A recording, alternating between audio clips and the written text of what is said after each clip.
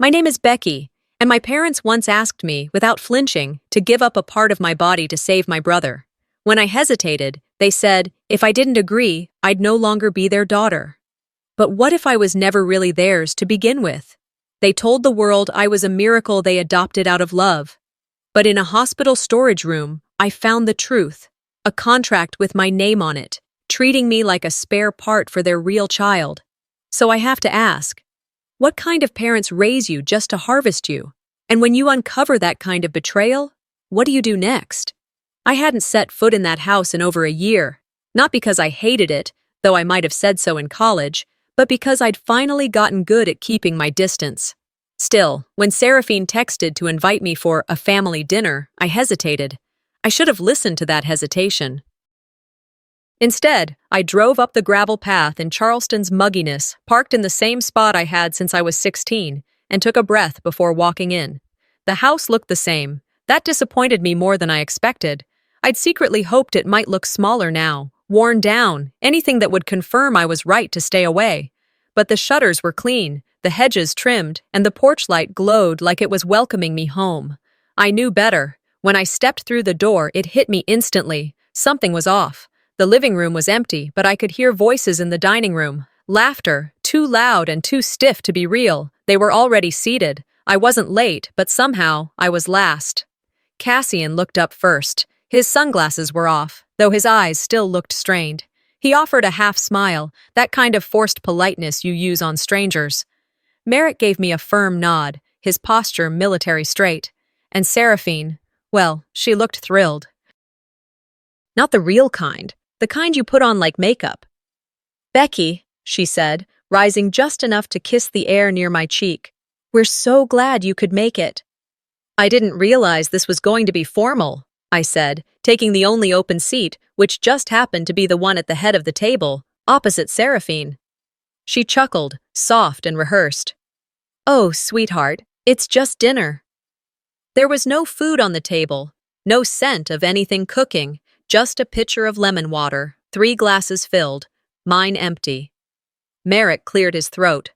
Let's get right to it. Right to what? I asked, more alert now. Cassian looked down. He didn't speak. Seraphine leaned forward, her fingers steepled. We wanted to talk to you about something serious. About Cassian. I glanced at him. His eyes were blank. His fingers trembled slightly around the stem of his water glass. His vision, she continued. It's deteriorating, faster than we hoped. The doctors think, well, they think it's time to consider transplantation. I nodded slowly. I'm sorry to hear that, really. But what does this have to do with me?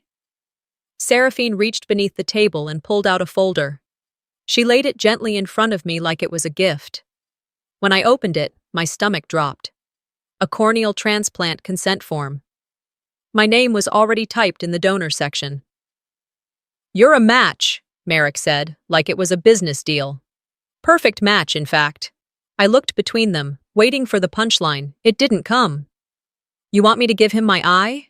My voice was quieter than I expected. Just one cornea, Seraphine said, smiling like she was asking me to pass the salt. The surgery is safe, minimal risk, and think of what it would mean to your brother. I'm not even listed as an organ donor, I said, and this is not how this works. Seraphine's expression didn't change. This is how it works in a family. The room went silent. Cassian finally spoke, his voice flat. I didn't ask for this. But he didn't say he didn't want it. I pushed the folder away. This is insane. Merrick's voice snapped. If you walk away from this, don't expect a place in this family again. I blinked. What? You heard me? He said. If you say no, don't bother calling us again. Don't show up for Christmas. Don't come crying when you need something. I laughed, but it sounded hollow. When have I ever come to you for anything? Seraphine's tone sharpened. You think this is about taking something from you? We've given you everything, Becky. We took you in, fed you, clothed you, gave you opportunities you never would have had. There it is, I muttered. Finally, she blinked. What? I stood. You always knew, didn't you, that I wasn't really yours.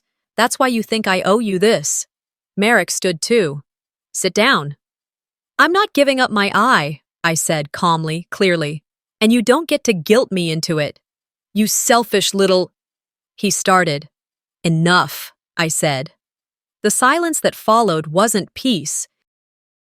It was pressure, shifting the air like a storm front. I picked up my bag. I came here because I thought, I don't know, maybe this was just dinner. Maybe we could pretend for one night that we were something close to normal. No one's pretending, Becky, Seraphine said. This is what families do. They sacrifice. I walked toward the door. No one moved to stop me. As I reached for the handle, Seraphine called out, her voice suddenly soft again. Sweet. Think about what kind of daughter you want to be remembered as. I didn't turn around. The door clicked shut behind me, but the echo lingered far too long in my ears. I stood there for a moment, keys still in my hand, unsure if I was really home or just hiding somewhere new. Outside, the muffled sounds of late-night Charleston drifted in, tires on wet pavement, a dog barking 2 blocks over, distant laughter that didn't belong to me. I didn't turn on the lights right away. I just walked to the couch, dropped my bag without care, and sat down hard enough to rattle the remote off the cushion beside me. The silence that followed wasn't peaceful. It was thick, like the air in that dining room earlier, sweet, suffocating, and deliberate. I let my body sink into the cushions, curling slightly, like I could hide in the fabric. My fingers ached from clenching the steering wheel all the way back. I hadn't realized I was gripping so tightly. It was like my body had gone into some quiet panic, reacting before I could process what had just happened. Seraphine's voice still rang in my ears. Think about what kind of daughter you want to be remembered as. That wasn't concern. That was branding. It wasn't about me. It was about her reputation. I exhaled slowly and pushed myself up, flipping on the soft yellow lamp in the corner. The apartment glowed faintly.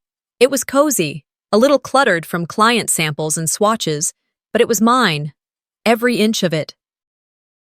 And I wandered over to the bookshelf, not sure what I was looking for, until my hand paused over an old shoebox shoved behind some color guides. It was taped once, then again, sloppy and aged. I hadn't opened it since the week I moved in.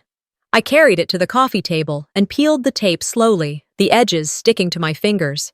Inside were old school projects, cards from teachers, a few worn-out ballet shoes, and a stack of photographs, mostly from birthdays and holidays. I remembered most of them, but one stuck out. It was glossy, newer than the rest. I picked it up. My 10th birthday. I should have remembered this one clearly, but I didn't. And then it hit me. I didn't even attend that party. I'd broken my arm the night before in a bike accident. I'd spent that day in the ER with Seraphine, who scolded me for ruining the weekend. But in the photo, there I was, standing next to the cake, smiling, arms completely fine. I brought it closer. The lighting was off. My face didn't quite match the shadows around it. I could see the blur where the edges didn't blend naturally. Photoshopped, poorly, they'd put me in a memory I wasn't part of. Manufactured proof that I belonged. I sat back, my hands shaking more than I expected. What else had they faked? What else had been edited to make me easier to accept? I walked to the kitchen, grabbed a glass, filled it halfway with water, and just stood there, staring at the tile floor. The memory, no, the lie, played again in my mind, this time not with Seraphine's careful tone, but with Merrick's voice, cold and low, from a night I'd tried to forget. 3 years ago, after one of their charity events, Merrick had a few too many glasses of bourbon. I'd been helping clean up, collecting glasses, pretending I didn't hear. But I did. She's not really ours, he'd said to a colleague. But those eyes, you don't pass up eyes like that. Back then, I laughed it off. Told myself it was the alcohol talking, some weird way of praising me. Maybe a joke. But now, that sentence rang with perfect clarity. They hadn't picked me for who I was. They'd picked me for what I had. I went back to the couch, glass still in hand, and let myself spiral a little. My medical files were always a mess. Anytime I had a checkup, something was missing or unavailable because Seraphine insisted on managing my records personally. I was always told, "You're special, you're unique." But now it felt more like I was curated. I opened my laptop, clicked through some old family photos on a shared drive, another collection carefully organized by Seraphine. I looked closer this time. Holidays, vacations, birthdays. I was always in the corner, slightly out of focus, like an afterthought. Or worse, like a last-minute addition. I shut the laptop. My heart was pounding, but not from fear. This time, it was clarity, the kind that hurts, the kind you can't unsee. I stood up and walked to the drawer in my bedroom. It stuck a little from humidity, but I yanked it open. Buried under tax folders and an old charger was a small, white box, the home DNA kit I'd ordered almost a year ago and never used. I held it in both hands. The edges were still crisp, the instructions unopened. It wasn't just curiosity anymore. It was necessity. I needed to know who I was, because clearly, they never really saw me as one of them. I sat down at my desk, the only light coming from the hallway lamp now. I laid out the kit, read the steps. Swab, seal, send. I could do this tonight. My fingers trembled slightly, but not from fear. I was steady enough. As I packed the sample, ready to drop it at the mailbox in the morning, I whispered into the quiet room, not expecting an answer. What if I'm not even one of them? The rain had already started when I dropped the DNA kit in the corner mailbox, but I stood there for a while, watching the red flag sway in the breeze. The envelope was sealed, my name scrawled across it in block letters. I'd spent the night thinking about that single sentence. What if I'm not even one of them? It didn't feel like a question anymore. It felt like a quiet truth I hadn't wanted to admit. Back in my apartment, I toweled off my damp jacket and left it hanging by the door. I couldn't sit still. I paced the living room a few times before reaching for my phone.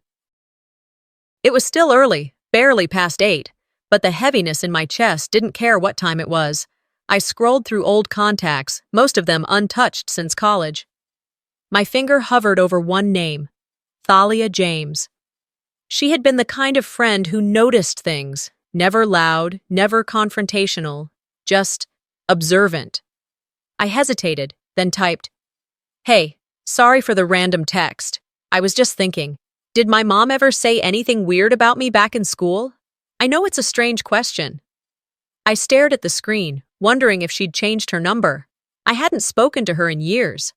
The reply came faster than I expected. "Oh, wow. Hi, Becky. That's random, but yes, I actually do remember something." I sat down on the edge of the bed, phone in hand. "She came to pick you up from choir practice once, remember? I was waiting for my ride and I heard her say to another mom, 'She's not really part of us.' She just doesn't fit." I thought she meant emotionally, like you were rebellious or something, but now that you're asking, that always struck me as a weird thing to say about your daughter. I didn't reply right away. I didn't know how. All I could hear in my mind was the phrase, "not really part of us." The sky outside had darkened further. Rain tapped softly against the windows, as if trying to nudge me into action. I stood up, walked to the kitchen, poured a half cup of coffee that had been sitting in the pot since yesterday, and sipped it without reheating. It was bitter, stale. I drank it anyway. By noon, I still hadn't gotten dressed. The quiet had stretched into something uncomfortable. I flipped through the mail on the counter, bills and coupons I didn't care about, until one envelope caught my eye. There was no return address. Just my name, handwritten in a style that felt too familiar, too careful. I opened it slowly. Inside was a letter, folded 3 times, yellowed slightly at the edges. The ink had bled in a few places, but it was still legible. "Dear Becky, I don't know if this will reach you. I've sent a version of this letter every year since you turned 6. I never got a reply. Maybe they never let you see them. Maybe you never knew I existed. My name is Isabeau. I'm your aunt. I'm your mother's sister, your birth mother, not the woman raising you now. I tried to take you in, I swear. When they adopted you, I pushed to be your guardian. I begged. I was told I wasn't qualified, that your placement was final, that your new family had already committed. But Becky, that placement wasn't about love. It wasn't about giving you a better life. It was about saving someone else. You were selected because you were healthy, Because your body was viable. Because their son needed a match. They didn't adopt you to raise a daughter, Becky. They adopted you to save a son. I dropped the letter. I sat there staring at it on the floor as if it might move on its own, like it was radioactive, something I wasn't supposed to touch. My fingers tingled, my breathing shallowed. The truth wasn't whispered, it was written in ink, on paper, folded and mailed, over and over again. I picked the letter back up, rereading the last paragraph until the words blurred. I whispered aloud, like it might make it easier to believe. They didn't adopt you to raise a daughter, Becky. They adopted you to save a son. The room felt smaller, like the walls were pressing in. I stood up and walked to my bookshelf. At the back, tucked behind a stack of unused sketchbooks, was an old photo frame I'd kept from childhood. It had a picture of me and Isabeau. I hadn't known it at the time. The caption on the back simply said, Summer, 1999. I remembered that summer vaguely. A trip to a lake, a woman who braided my hair, called me Little Lion because of how stubborn I was about sunscreen. I hadn't seen her again after that. Now I knew why. She had tried. And they had shut her out. I thought about every checkup, every doctor's visit, every comment about how strong my eyes were, about the way Seraphine always insisted on managing my medical records herself. The time I asked about my blood type, and she snapped, "You don't need to worry about things like that." And Cassian, how he'd flinched when I asked if there were other options besides a transplant, how he never said no. I sat down on the floor, letter in one hand, photo in the other. What kind of people adopt a child to harvest their body? What kind of mother looks at a little girl and sees spare parts? I closed my eyes. I wasn't going to cry. Not now. Not over them. My hand tightened around the letter. Then who was supposed to save me? I didn't sleep much after reading Isabeau's letter. I'd gone to bed just before midnight, but my eyes never really closed. I kept replaying her words, hearing them over and over again like a song stuck on a broken loop. When the sun finally pushed through the blinds, faint and cold, I got up without an alarm, as if my body just knew something had shifted. The apartment was quiet, save for the low hum of my refrigerator and the occasional creak in the floorboards. I moved slowly, deliberately, like I didn't trust the day not to betray me too. I turned on the coffee machine and pulled on the same jeans from the day before, knotting my hair into a low bun. By the time the coffee finished brewing, I had already logged into my email. My heart was oddly calm, like it had run out of adrenaline. There it was, the subject line I'd been bracing for.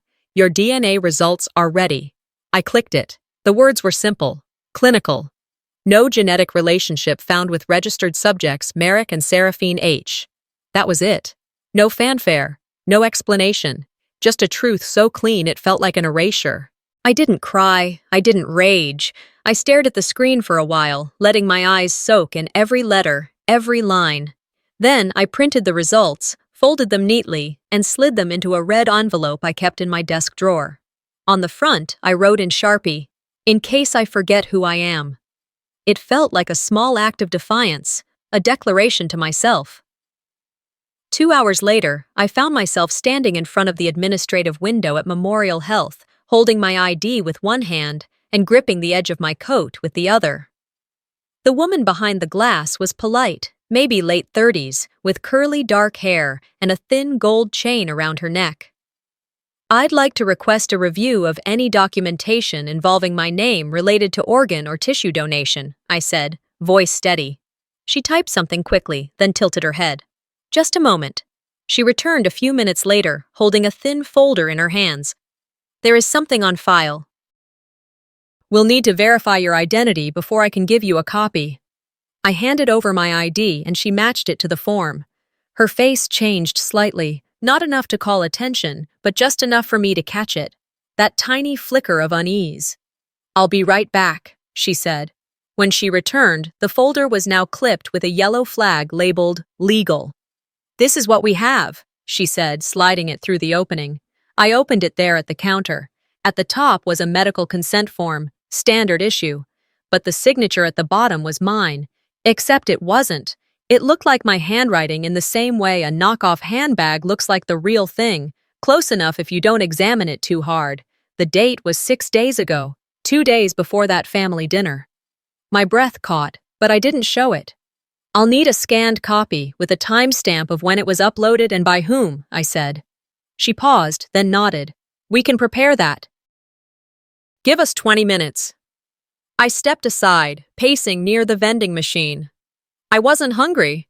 I couldn't even remember the last real meal I'd eaten. I watched as nurses passed, patients wheeled along quietly, janitorial staff buffing the floors. Life in this building moved on, indifferent to betrayals. When she handed me the copy, I said thank you, and I meant it. Back home, I placed the DNA results and the forged form side by side on the counter. The kitchen light above them buzzed faintly. I lit a candle out of habit, lavender vanilla, but I didn't burn anything else.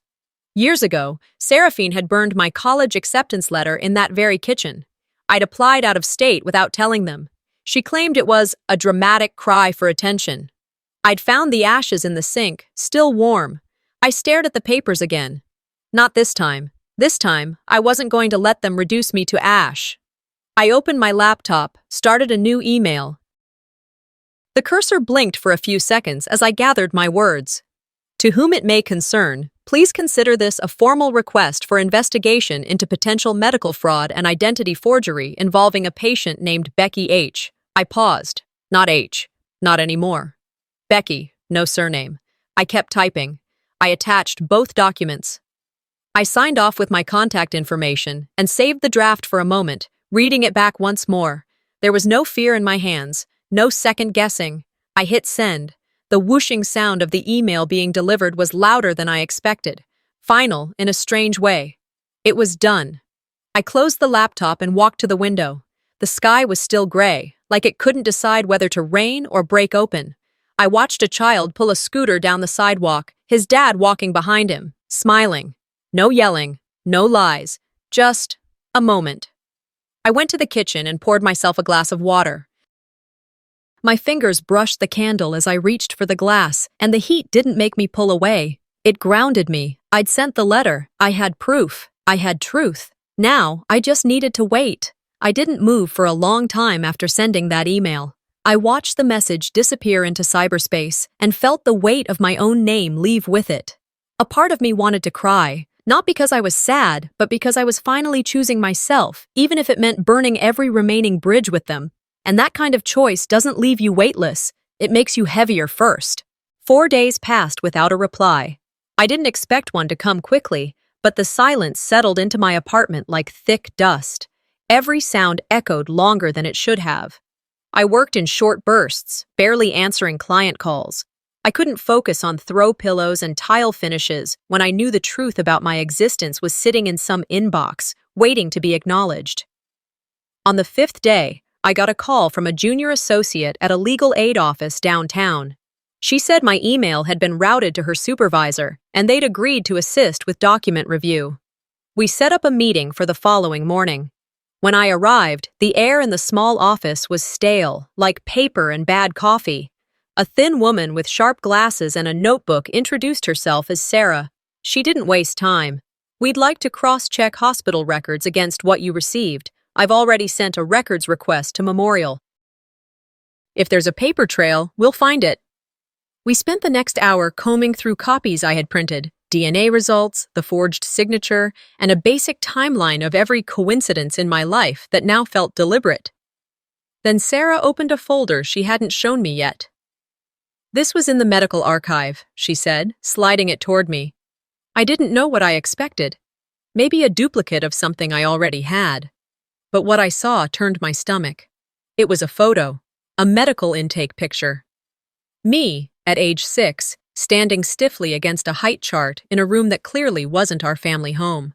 I had forgotten the moment completely, but what jolted me wasn't the photo. It was the label beneath it.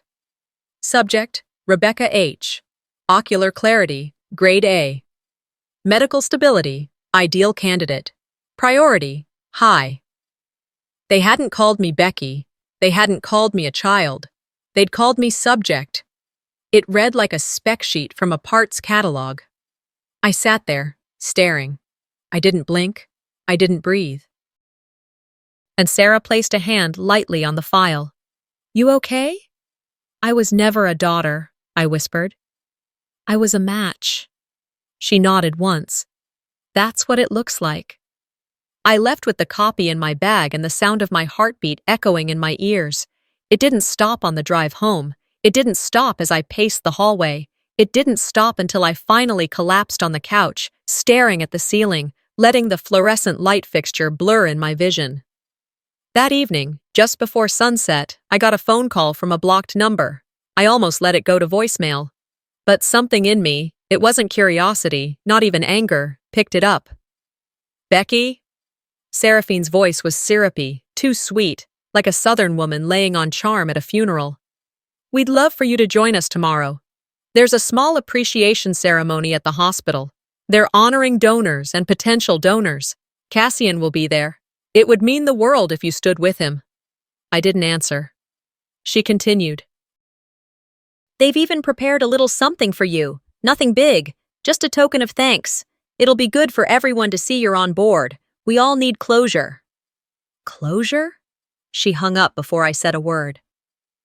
The next morning, I showed up. Not for them, but for me.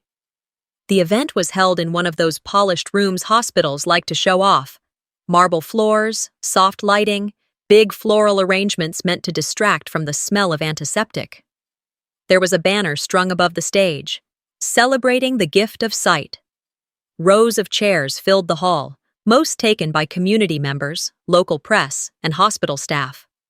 I walked in alone. No one greeted me. Until I saw Cassian. He stood by the far wall, dressed sharp, a pair of dark glasses hiding his damaged eye. His face was expressionless, almost bored. When he noticed me, he nodded. Not a smile, not a thank you, just a nod, like we were colleagues meeting at a boring seminar. A woman in a lab coat took the podium. "We are grateful to those who give selflessly, and today we honor a very special young woman, Becky, whose willingness to support her brother has reminded us all of the strength of family." Applause started before I even had time to process the lie. A spotlight turned toward me. A nurse gestured toward the stage. I stood, but not for the reason they expected. I walked up the steps, the sound of my heels clicking louder than the applause. I took the mic from the speaker gently. She stepped back, eyes uncertain. I didn't look at the crowd. I looked straight at Seraphine. Her face was tight, her smile rehearsed. I spoke into the mic. "I never agreed to this." The room went still. "I am not a donor. I am not even related to these people." Gasps from the back. Murmurs rippled across the audience. I reached into my purse and pulled out the red envelope. "This," I said, holding it up, "is my DNA test. It proves I share no blood with the Achon family." I pulled out another sheet. "This is a forged consent form submitted without my knowledge." Seraphine stepped forward, eyes wide. "Becky!" I held up a hand. "No, you don't get to speak over me. Not anymore." I turned back to the microphone. "You adopted me to save your son. Not to love me. Not to raise me. Just to harvest me. And I'm done pretending that makes you family." Cameras clicked. Phones were recording. Cassian stood frozen, his hands clenched at his sides. I folded the documents back into the envelope. Then I said what I came to say. "I was not born to be your solution." 2 days after the hospital ceremony, I sat cross-legged on the floor of my living room, surrounded by a sea of files, folders, and old envelopes. The windows were closed, but the air felt thin. Outside, gray clouds hovered just above the rooftops. I hadn't left the apartment since that day on stage. I didn't want to see anyone, not the neighbors, not the mailman, and definitely not them. The copy of my DNA results sat neatly on the coffee table, alongside the forged consent form. But what I was searching for now was something I hadn't found yet, proof of intent. Not just that they'd used me, but that they planned to all along. I called Sarah, the attorney who'd helped me access the hospital documents. She picked up on the second ring. I need to dig deeper, I said. Her voice was calm. We can request public contract records if there was a legal agreement filed. If this was done through any nonprofit or medical partnership, it may have gone through the county registry. I want everything tied to my placement, I told her. Any adoption paperwork, medical sponsorships, all of it. That afternoon, we met at the county public records office. Sarah moved like someone who knew which doors needed knocking and which ones could just be walked through. I followed her past rows of filing cabinets until we reached a counter where an older man with a pale yellow tie asked for our request form. An hour later, we found it, not in a file labeled adoption, but under private medical family arrangement. Sarah handed me a thick manila folder. The paper was worn at the edges. At the top was a bold header, Conditional Placement Agreement, Rebecca H. The language was clinical. Cold.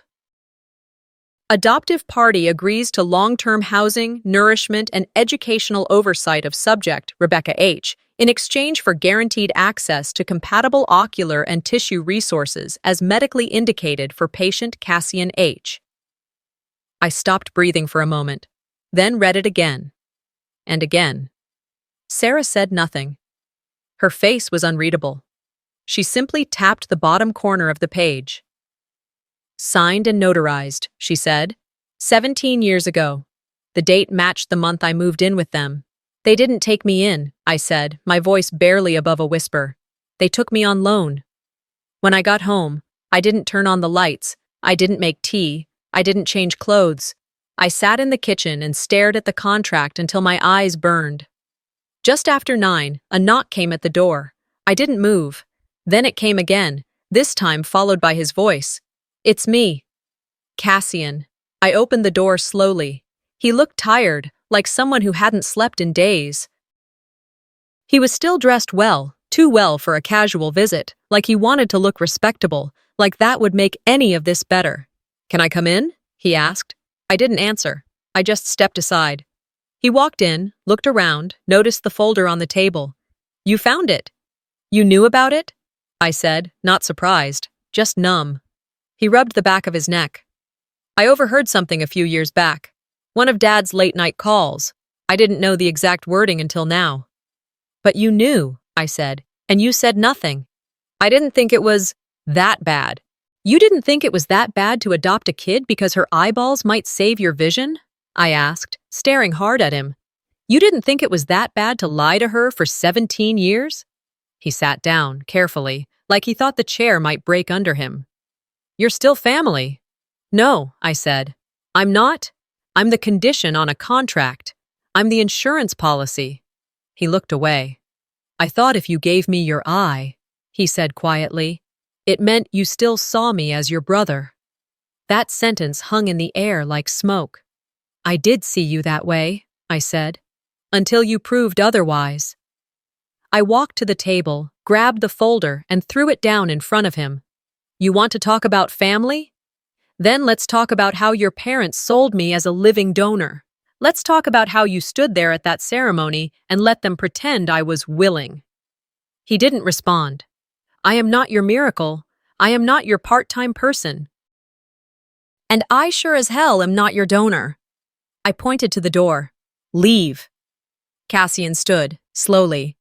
If you walk away now, I said, understand something very clearly. If I see you, or them, or anyone connected to this arrangement again, it won't be a conversation. It'll be court. He nodded once. No apologies. No tears. Just silence.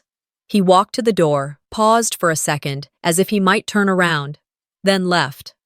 I locked the door behind him. The apartment was quiet again.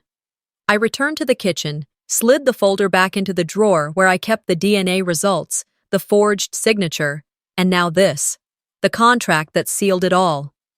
My story wasn't just about what they did to me anymore. It was about what I was going to do next. I poured myself a glass of water, leaned against the counter, and whispered, not to Cassian, not to my mother, not even to myself, but to the future. If they're going to treat me like an asset, I'll show them what it costs to underestimate me. 3 mornings after Cassian walked out of my apartment, I stood in the lobby of Memorial Health's legal department, a storm rolling through my chest, even though the sky outside was the one spitting wind and rain. Cold droplets tapped against the glass doors as I clutched the folder under my arm. My lawyer, Sarah, stood beside me, calm, focused, her coat still damp from the parking lot. The receptionist led us to a small conference room on the second floor. No windows, one table, 3 chairs on each side. The room was painfully quiet, like it had absorbed secrets over the years and wasn't eager to let any out. We waited less than 5 minutes before a man in a gray suit entered. He looked more like a TV accountant than a hospital executive, but his handshake was steady, his tone professional. "Miss H," he said. "Ms. Ramirez. I understand you've come to submit a grievance." Sarah didn't waste a second. She placed the 42-page packet in the center of the table like a declaration of war. The sound echoed slightly in the bare room. "We're filing formal accusations against Seraphine and Merrick H," Sarah said, voice measured, "on behalf of our client for medical coercion, identity fraud, and the submission of falsified medical documents." The man's expression didn't change, but his fingers froze halfway through reaching for a pen. "This includes," she continued, flipping open the packet, "a DNA test disproving biological relation, a consent form bearing a forged signature submitted to Memorial's donor registry, and a contract filed 17 years ago which outlines a transactional adoption with explicit medical intent." She slid the evidence forward, one piece at a time, like a dealer revealing a rigged hand. "There are also emails," I added, "and a list of character witnesses who can attest to the language my parents used in front of me growing up." The man picked up the DNA test first, scanned the headers, and nodded slowly. "This is a firestorm," he muttered. "Good," I said, "because they lit the match. We're just here to show where it leads." The meeting lasted another 40 minutes. No one raised their voice. No one needed to. The weight of truth had its own volume. That night, I sat in my apartment again, but this time I wasn't pacing. I was watching. The first article dropped online just after 9:30 p.m. A local medical blog had picked up the story from a leaked hospital memo confirming the investigation had been opened. Within an hour, it was trending in 3 counties. At 10:45 p.m., Seraphine held her press conference.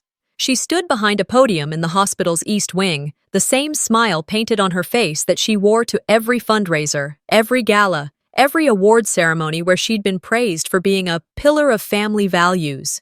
She spoke like a pageant queen caught in a scandal she didn't understand. "These accusations are deeply hurtful," she said, placing a hand gently on her chest. "We have always treated Becky like our own. We took her in when she had nowhere to go. We gave her everything. This narrative, that we used her, is false, and frankly, it's cruel." She paused for a moment, then added, "She has struggled emotionally for years. We've done our best to support her, but sometimes people lash out when they're in pain." I watched from my couch, mug in hand, knuckles white around the ceramic. Unstable. That was the word she didn't say, but meant disturbed, damaged, difficult. Every woman who ever stood up to her abuser knows that language. It's the vocabulary of silencing. She never addressed the forged document, never mentioned the DNA test, never explained why the adoption contract looked more like a biomedical invoice than a guardianship agreement, but I did. The following morning, at exactly 8:00 a.m., I uploaded a video, just under 9 minutes long. I sat in front of my bedroom window, no makeup, no filters, just me, telling the truth.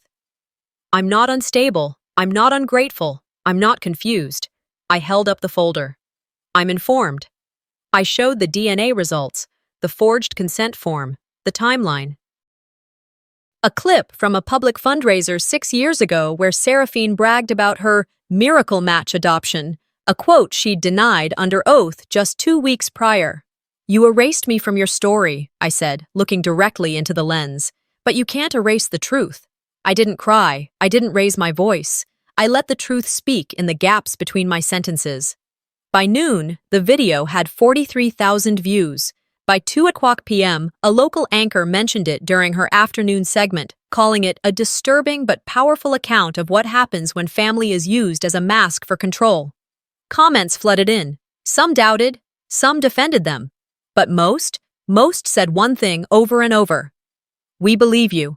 At 4:17 p.m., I got an email from Sarah. Subject line, settlement request. Body, they're requesting a meeting. After reading Sarah's email, I didn't respond. I simply closed my laptop and walked to the window, watching the last of the afternoon sun slip behind the treetops. The settlement meeting would come soon enough, but that wasn't what I needed to prepare for. The real performance was scheduled for Saturday. A glossy envelope had arrived earlier that morning, wedged into my mailbox like an afterthought. Gold trim, heavyweight cardstock, embossed in navy ink. Community Gratitude Celebration, hosted by Memorial Health, honoring courage, family, and sacrifice. My name was listed under special recognition. Not Rebecca, not even Ms. H, just Becky. Casual, familial, like we were all on hugging terms. A note tucked inside read, "We'd love to acknowledge your contribution publicly. Your presence would mean the world to your family." No return address, but I knew who wrote it. Seraphine didn't need to sign her name. Her fingerprints were all over the phrasing. Your presence would mean the world to your family. Not the truth, not healing, not accountability. Optics. It was damage control disguised as appreciation. I didn't RSVP. But I didn't have to. I had other plans. The day of the event arrived cloudless and cool, a southern spring day dressed in pretense. From the sidewalk across the street, I could see the crowd filing into the city event center. I wasn't going in. I didn't need to. Ezra stood beside me, leaning against the stone wall that bordered the sidewalk. He wore a dark blazer over jeans, low-key but present, watching with me. "You're sure you want to do it this way?" he asked. "I've never been more sure of anything," I said. He handed me the small USB drive I'd given him a few days earlier. My recorded statement, edited clean, layered with documentation, voiceover, and archived footage. "She thinks this is her curtain call," I said, my tone flat. "Let her take the stage." We stayed across the street as the guests settled. Through the open doors, I saw rows of white chairs, pastel tablecloths, volunteers handing out programs with forced smiles. Then I saw it, my chair. Center aisle, second row, a gold plaque labeled "Reserved for Becky." Ezra exhaled, quiet and short. They really went for the pageantry. I expected nothing less. At 10:03 a.m., the lights inside dimmed. At 10:05, Seraphine stepped up to the podium. Even from this distance, I could see she wore her navy blue suit, the same one she'd worn in the hospital's billboard campaign 2 years ago. Her hair was pulled back in a flawless chignon, pearls around her neck, face powdered to perfection. I could almost hear her before she spoke. "We gather today to celebrate resilience, the strength of our community, and the beauty of sacrifice." I closed my eyes, breathed deep. She continued, her voice rich with practiced empathy. "There are those among us who give without expecting anything in return, who step up when family needs them most. Today, we honor one such individual, my daughter, Becky." Camera flashes erupted. The spotlight swung toward the empty chair. Silence followed. People glanced around, whispering, "She's not here?"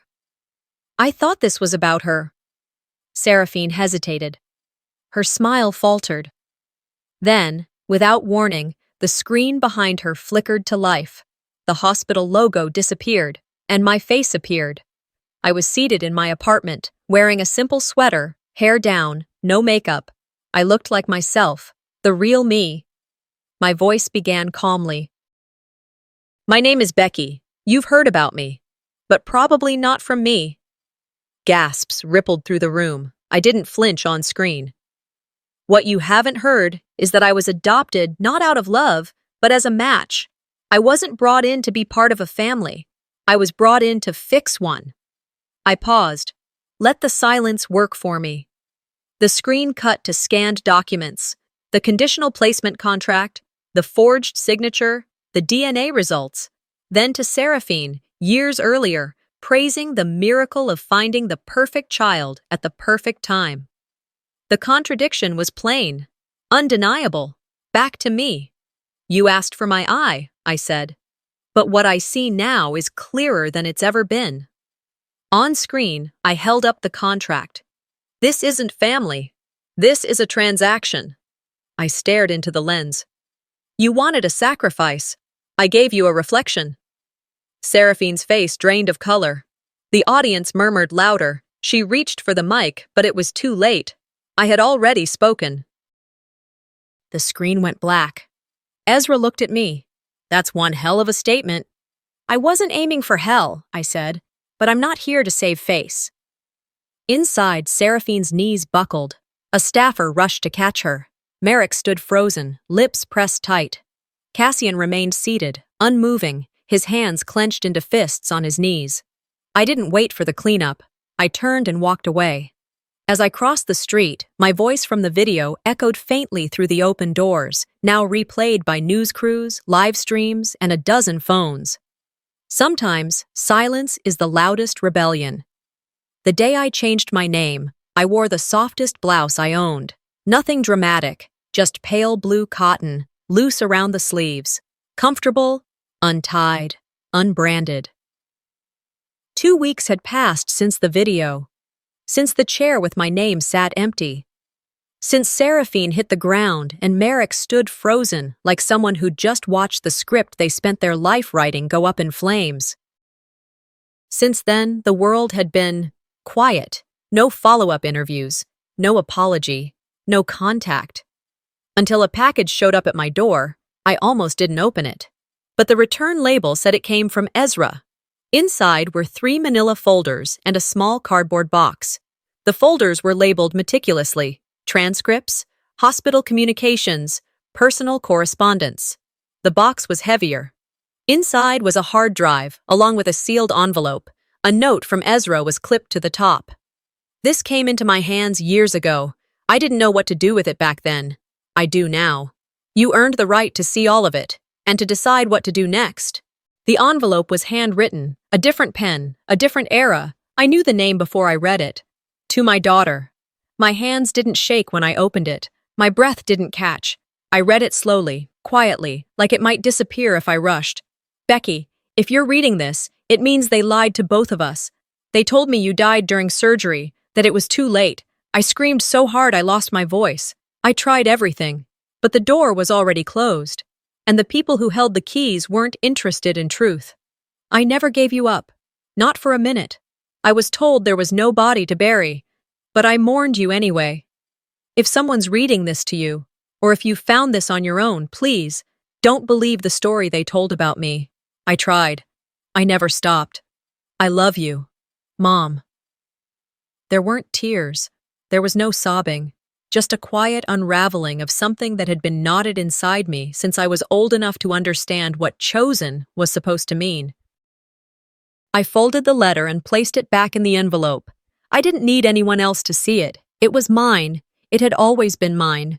Later that week, I went to the courthouse. The clerk at the desk didn't blink when I said I wanted to petition for a name change. She handed me a stack of forms with that same bored tone they probably use for parking tickets and fence disputes.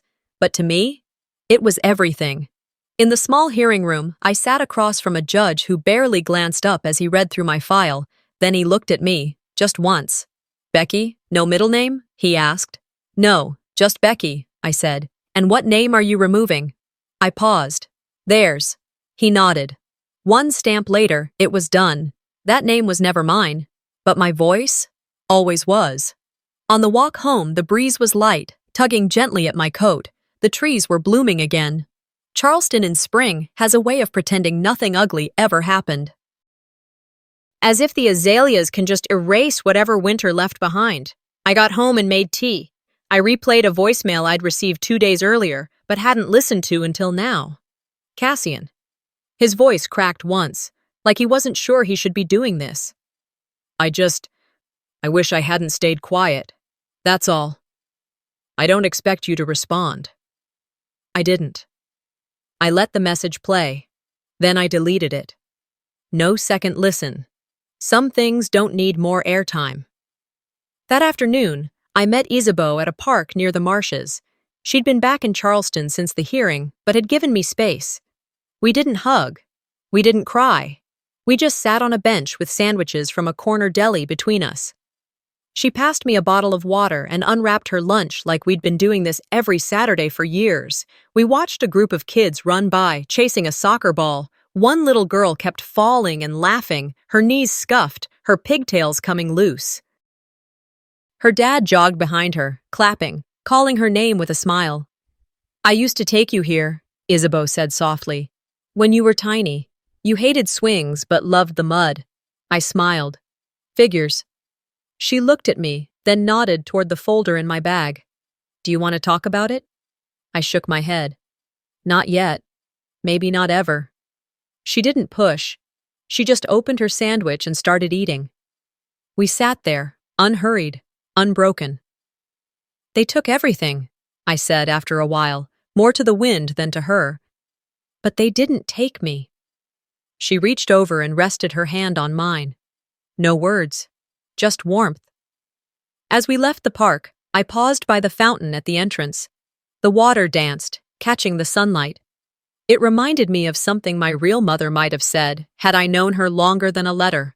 Maybe it would have been this: "You weren't made to save anyone else. You were made to live." I wasn't a daughter. I wasn't a donor. I was a witness. And now, I'm finally living with both eyes open. Some families are built on love. Others, on quiet contracts and expectations no one dares to question, until someone finally does. Becky's story reminds us that blood isn't the only thing that defines family, and silence isn't always strength. Sometimes, speaking out is the only way to break the cycle. What would you do if you discovered your family saw you as a solution, not a person? Let us know in the comments, and don't forget to subscribe for more powerful, emotional family stories like this one.